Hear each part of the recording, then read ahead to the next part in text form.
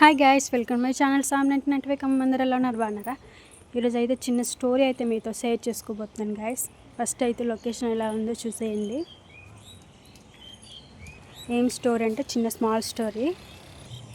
ఈరోజు అయితే పక్కన ఉన్న ప్లేస్ అయితే క్లీన్ చేయడానికి అయితే ఒక అతను వచ్చాడనమాట. కొంచెం పెద్ద ఆయన అయితే సెలవులు కదా అనేసి వచ్చాడనమాట. చెప్తే వస్తే తను స్కూల్లో పనిచేస్తున్నాడు అనమాట, వర్కర్గా, అంటే హాస్టల్లో భోజనాలు వండడానికి. అయితే తను చెప్తున్నాడు ఈరోజు తను సర్వీస్ అయితే 30 ఇయర్స్ అయింది, కానీ ఇప్పటికీ వాళ్ళ శాలరీ అయితే పెరగలేదన్నమాట. నాకు ఆయన చెప్తుంటే చాలా బాధ అనిపించింది. కనీసం శాలరీ అయినా పెంచితే బాగుండు కదంటే అది కూడా లేదు, చాలా తక్కువ శాలరీ అనమాట. ఎన్నోసార్లు అందరినీ కలిసాం కానీ ఎవరు కూడా శాలరీస్ పెంచలేదు, మాకు పర్మనెంట్ చేయలేదు, మాకన్నా ముందు చేసిన వాళ్ళకైతే పర్మనెంట్ చేశారు అనేసి అన్నారనమాట.